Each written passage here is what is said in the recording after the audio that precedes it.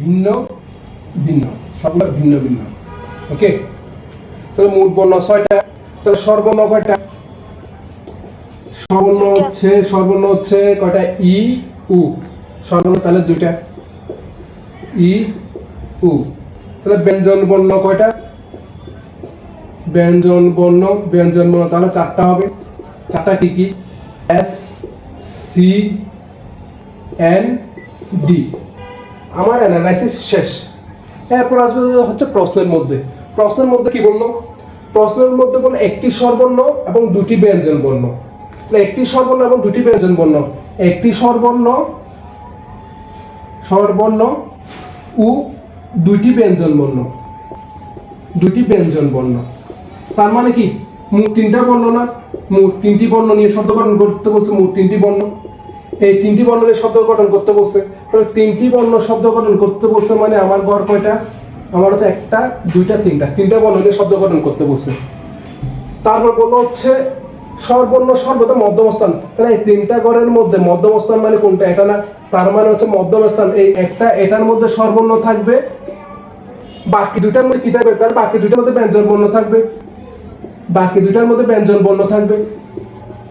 এই প্রশ্ন তো এটাই বললো, যাতে স্বরবর্ণগুলি সর্বদা মধ্যস্থান দখল করবে। আমরা দেখলাম হচ্ছে একটা স্বরবর্ণ এবং হচ্ছে 2টা ব্যঞ্জন বর্ণ শব্দ গঠন করতে বলছে আমাকে। তাহলে একটা স্বরবর্ণ এবং 2টা ব্যঞ্জন বর্ণ মানে হচ্ছে মোট 3টা বর্ণ।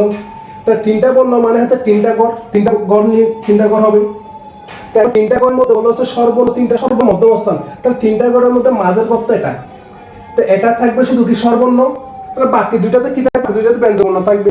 ওকে, তো এখন এই 3টা গড় কতভাবে আমরা শব্দ গঠন করতে পারবো, কতভাবে এটা সাজাইতে পারবো দেখি। তাহলে স্বরবর্ণ যে মাঝখানে আছে, মাঝখানে এই গড়টা তো কি? এই মাঝখানের গড় মধ্যম স্থানটাকে স্বরবর্ণ দ্বারা ফিল আপ করতে হবে। তাহলে স্বরবর্ণের জন্য গড় কয়টা? একটা না? স্বরবর্ণের জন্য গড় একটা। আমার স্বরবর্ণ কয়টা? 2টা। এখন 2টা দিয়ে 2টা স্বরবর্ণ থেকে একটা মধ্যম স্থান, শুধুমাত্র একটা মধ্যম স্থান দখলের উপায়। 2টা স্বরবর্ণ আছে, 2টা স্বরবর্ণ মধ্যম স্থান আছে একটা স্থান। তাহলে দখলের উপায় কি? 2টা থেকে একটা 2p1। বুঝছি? তাহলে আমরা এটা লিখবো হচ্ছে 2টি স্বরবর্ণ দ্বারা এক মধ্যম স্থান বা একটি স্থান দখলের উপায় সমান কত?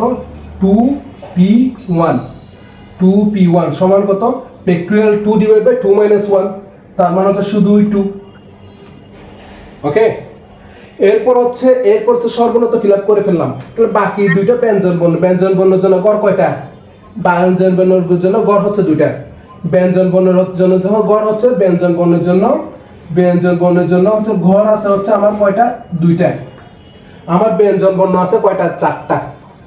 আছে কয়টা ব্যঞ্জন বর্ণ? আছে 4টা। এখন 4টা ব্যঞ্জন বর্ণ দ্বারা 2টা গড় ফিল আপ করার উপায় কি? 4p2। তাহলে হচ্ছে আমরা এরপর লিখবো 4টি ব্যঞ্জন বর্ণ দ্বারা 2টি ঘর বা স্থান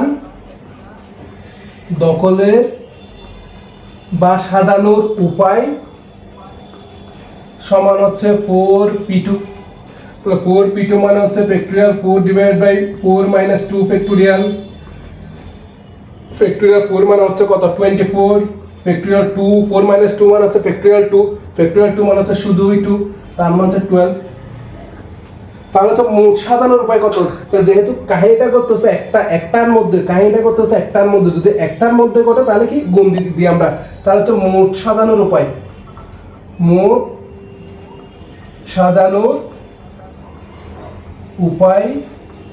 সমান হচ্ছে 2 × 12 সমান হচ্ছে 24। এটাই হচ্ছে আমার আনসার।